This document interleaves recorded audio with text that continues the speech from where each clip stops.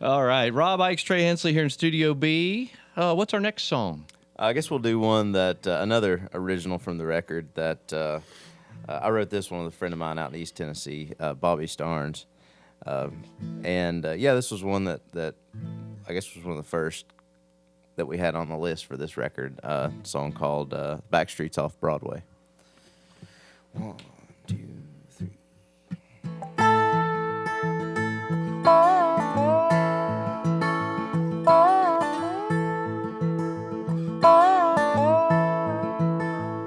Well, he thumbed his way to Nashville back in '88 with a dream and a guitar to his name. Well, he could sing like Elvis. Well, he could hardly wait.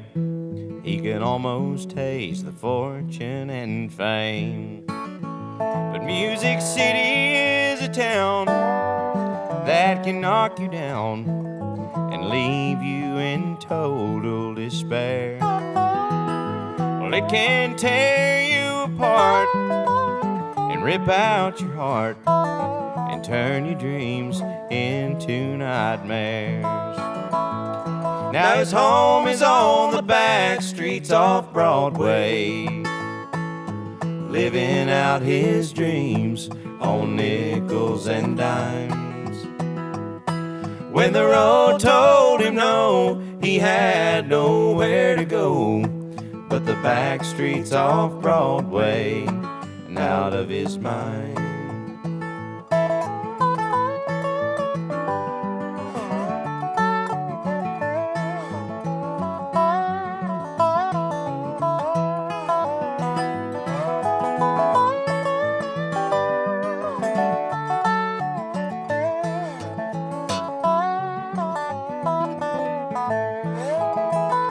Well, he tried and he tried, and the years they went by until he landed between second and third. Well, he's still there today, making his way and singing for all that he's worth. Now his home is on the back streets off Broadway, living out his dreams on nickels and dimes. When the road told him no, he had nowhere to go but the back streets off Broadway and out of his mind. When Music Row told him no, he had nowhere to go but the back streets off Broadway and out of his mind. He's on the back streets off Broadway and out of his mind.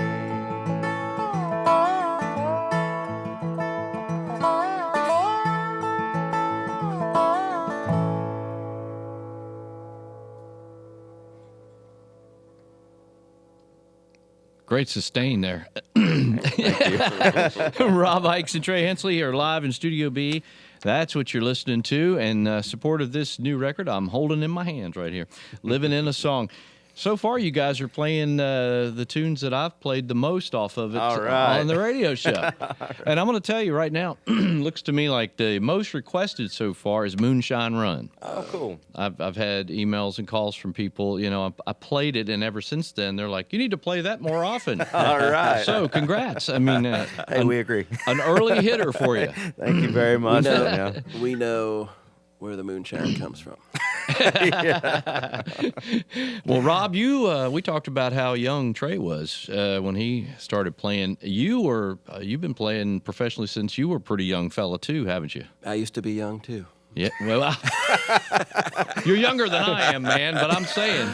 I was just barely 13 when I started, and we were talking about Mike Aldridge earlier, and I grew up in California, just south of San Francisco, and my family played a lot of music, and I was supposed to play fiddle, but dashed my grandparents' hopes into the ground when I heard Mike Aldridge play, and I went, what is that? That is cool. Yeah. I want to do that, and, it's been playing ever since. Yeah. Well, I mean, I was thinking back, and of course, I don't know. won't talk a whole lot about Blue Highway if you don't want to. But no, go for it. You were, I guess, what, early 20s or so whenever you guys put that band together? Yeah, I was probably mid-20s. Yeah, 25, Yeah. 26, something like that. Yeah, one of the most legendary bands in bluegrass music from where I sit. Well, when I was growing up in California, I just always wanted to do this, and always dreamed of being in a great band, and playing on other people's records. Those were my two big, lifetime goals. And so when I moved out here, I moved to Nashville, and I had met Tim Stafford a few times because I'd done a little bit of work with Alison Krauss. And then he had just left her band, so he called me and said, "Hey, we're kind of putting this thing together, And I said, I didn't know any of the other guys, but I said, I'm very interested, And so we got together, and it was just a blast from the beginning, and it was a great gig. So yeah, I was there for 21 years, so I'm very, very proud of that. You guys, and probably not going to describe this adequately. You guys got in this notch to me. You were like, I mean, you not that your music was mundane or anything. What I'm saying is you guys blended a lot of the traditional bluegrass sound that old-time bluegrass fans like, but you also brought new to it. You brought a little progressive edge to it a lot of times. I tell you, I think the band inspired a lot of people to start writing their own songs, because we had so many great writers in the band. And in bluegrass, typically, especially pre-mid-90s, we did those 30 or 40 songs, that everybody did. Yeah. And it's like that standard repertoire. And you would kind of recycle those to a certain extent, And I think, and honestly, when the band started, Wayne was probably the only guy who really wrote, and Tim wrote a little bit. And I remember Sean's first song was Wind of the West, which is the title cut of our second album. And so he didn't know he could write, Of course, he's turned into an amazing writer, Indeed. And you just got to do it, And but yeah, I mean, some people would think, "Hey, I love you guys. You're so traditional," and then some people would say, "I love you guys. You're very progressive," So we kind of did both, and that made it really interesting for me as a dobro player, I felt both things, and I guess it depends on what you're used to or what you like or whatever. But great writing, great musicianship is what speaks to me, and so Blue Highway had that, has had it all the way through. Yeah. And you're right. To have a band where all of you guys write and stuff, certainly, but. I think it's probably the same kind of qualities that you recognized, and when you guys decided to collaborate, you've like, well, all right, here's another challenge, but we've got our sound, we've got this sound that we play off each other, and this chemistry and everything. So yeah, a little different dynamic playing a duo, besides always playing with a group. Well, it's funny. I always had like a side project going on. Like, I played a lot with Jim Hurst, great guitar player and singer. Had another group called Three Ring Circle with Andy Leftwich and Dave Pomeroy. And I always liked the smaller, because I could just hear better on stage, just for performing. It was funner. I felt like I could get into it more, because it's just easier to sort of grab onto each other, Mm-hmm. And, but, Trey and I do a lot of duo stuff, but we do a lot with our band also. Mike Bubb plays bass with us, and this great drummer named John Alvey. And we're doing more band stuff this year, which is fun. But yeah, it was a nice contrast to being in a bluegrass band and having all that stuff going on. It's just kind of nice to focus in on a couple of things at once. Yeah. Well, the cool thing is, you can play with that band, but you guys, you can break it down to just you two, as you're showing us today. And the songs, even if they're fully produced, full band on the album, you guys can come in here and rock them, just the two of you. And when you write a lot of it, I guess that's pretty easy to do. Yeah, I mean, it kind of starts with us, and we're the core of it on the record, when we do the pre-production, and it's just very simply, just us in the studio playing songs. There's not much to it. When we go in to record these things with the band, it's still just us with a couple guys playing, and then we've done different bands or different people playing as far as like more bluegrass leaning, more country leaning, more Americana. We've kind of done it all, but it just sort of comes back to just the two of us. So I got to ask you, man, changing the subject just a tad. Excuse me. Earlier on in your career, what was it like meeting Johnny and June Carter Cash? Yeah, that was amazing. I mean, so I started playing when I was 10, and of course those Johnny Cash records were huge. For me, I remember, one of my first lessons was learning Jimmy Brown the Newsboy, which I played with Earl on the Opry, and then I wanted to learn Folsom Prison Blues, learn how to play that lick, and I loved those records, and just the Carter family and Johnny Cash, and so I used to play at the Carter Fold in Hilton's, Virginia all the time, and I think that was my first real place of playing out was the Carter Fold. Jeanette, who was Sarah and AP's daughter, was running it at the time, and she would let me get up and play during the intermissions, and so I did that for a while, just play a couple songs during the intermission, and she just sort of took me under her wing. And then, she introduced me to Johnny and June one weekend when they were up there.